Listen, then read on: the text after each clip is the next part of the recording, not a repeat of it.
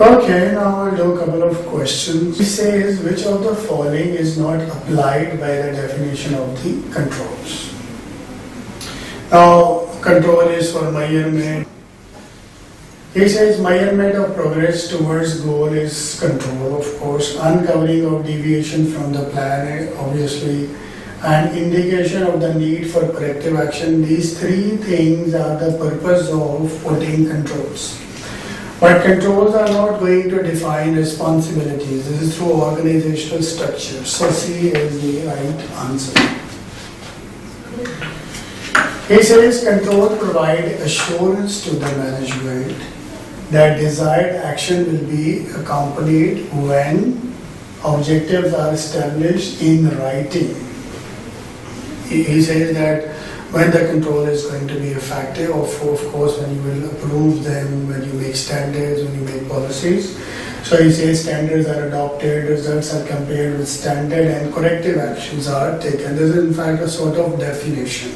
If you see other options like are communicated to employee in writing, are updated by operating personnel as condition changes, is not a comprehensive statement. Policies and procedure for activities are set out in manual for use by properly trained personnel. It's again not going to ensure the controls because controls assurance has some default process. Okay, then he says, let's do this question. He says an internal auditor is examining inventory controls in merchandising division with annual sale of $3 million and a 40% gross profit. Test shows that 2% of the monetary amount of purchase do not reach inventory because of the breakage and employees theft. 2% like is not coming in the right way, right channel. Adding certain control costing 35,000 annually would reduce these losses to 0.5% of the purchase. Now he's saying that, look, we know that there are 2% money not coming. So if you spend 35,000 US dollars, so you can save up to 0.5% of the total purchase value. Now it's a straight question of cost and benefit analysis. So you have to see that if the cost 35,000 is less than 0.5% of the total purchase, then we will go for it. If it is not, if the cost is higher, benefit is low, we will not go for this one. So if you see, it says control must be subjected to the criteria. Annual cost of these inventory is 35,000, but the cost saving is only 27,000, which is 2% minus 0.5 into 3 million minus, because if you have sales and GP, so you can calculate cost of goods sold. In accounting, you know what is cost of goods sold? Sale less cost of goods sold. So if GP is 40, sale is 100, so cost of goods sold is 60%. So take 60% of the sales, this is your cost of goods sold.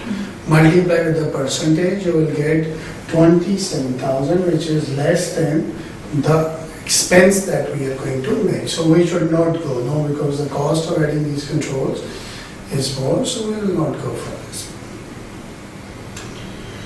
Which of the following statement best describe the relationship between planning and control? Planning and controlling. Obviously, we know there is a relationship between risk, control, and governance.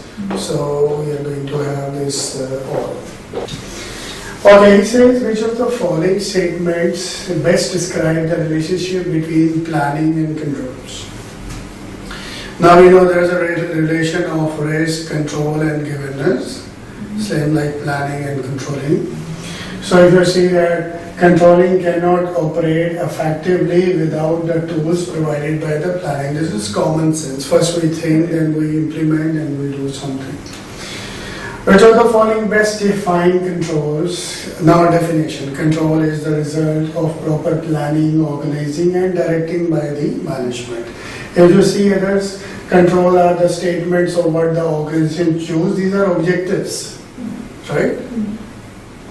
Control is provided when cost-effective measures are taken to restrict deviation. This is not a control, this is a component of the control.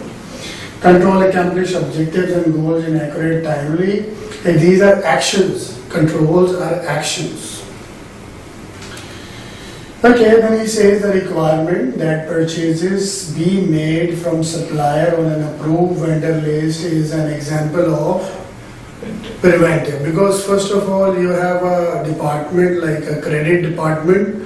What they do is they have a standard form. They ask from you how old your company is, what are your financial statements, who are your other customers. So they analyze, and based on analysis, they give you a credit limit.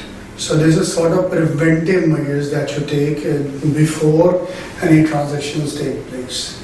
Other is detective, no; corrective, no; monitoring, no. Controls that are designed to provide management with assurance of realization of specified minimum gross margin on sales. You cannot guarantee your sales, your gross profit, but these are all directionals. That okay, we are going to target 40% of the as GP, so this will be a directive control. Preventive is different mechanism. We cannot prevent 40%, is not logical. Detective outputs, these are not relevant. He says the procedure requiring preparation of pre-listing of income. Pre-listing always is preventive.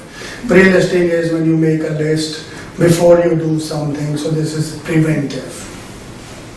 But let me read it. Cash receipts with the copies of pre-listing going to the cashier and to accounting is an example of which type of controls you have. Requiring all members of the internal audit activity to be CIA. What is that? Controls may be classified according to the function they are intended to perform. For example, as detective, preventive, and directive is telling you that there are three types of controls or more. Which of the following is a directive control? So anything directional means you should work hard, you should study, this is more directional, right? So all people, all members should do CIA, this is directional. If you see monthly bank statement, detective. Dual signatures on all disbursement is again preventive. Recording every transaction on day-to-day occurs is again preventive. Okay, an organization policies and procedures are part of its overall system of controls. The control function performed by policies and procedures is control functions for the future. So if you make systems, you take care what is the future going to be with you. So feed forward controls are important. Managerial control can be divided into feed forward, concurrent, and feedback controls. Which of the following is a feedback control? Feedback, when the process will finish, then it should give a feedback. So when we make budgets, we compare with actual, variance comes. Then we analyze variances. This is as a feedback. So D option is the right option. Budgeting, when we make budget, this is feed forward. It's not preventive. So he says, as a part of total quality control program, a firm not only inspects finished goods, but also monitors product returns and customer complaints. Which type of control best describe these efforts? So obviously for any type of evaluation, you have a feedback controls. The use of financial statement analysis, when the process has finished and you want to analyze, then it's a feedback control. So C option is the right option.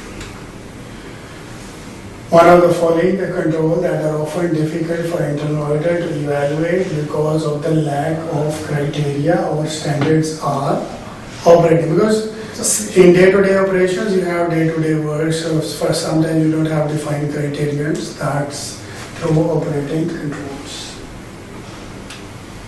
Which of the following operating control relate to organization functioning? he says operating day to day.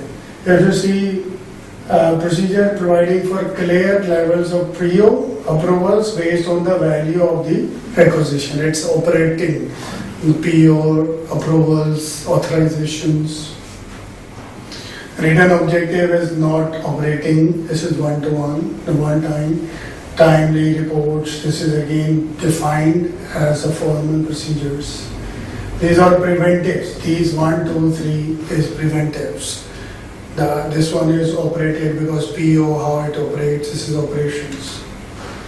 Management has a role in the maintenance of control. In fact, management sometimes is a control which the following most likely involve managerial functions as a control. Control must be having a monitoring. So A option as monitoring performance is very much required. Third one is maintenance of a quality assurance. Quality assurance is a separate concept to bring add value into your process.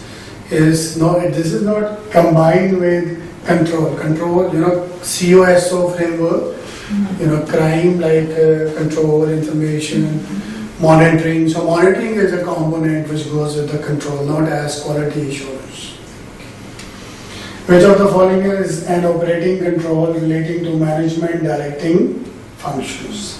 Okay, informing purchasing personnel of the future need for directional. When it is directional, you tell them, okay, this is the future we are looking for you. So long-term time product in ample time. Rest is day-to-day supplying to buyers. This is preventive controls. Prescribing formal procedure. This is in the start. Establishing goals. This is one time, right? It's not day-to-day. And these are compulsory, not directional. These are preventive controls. Okay.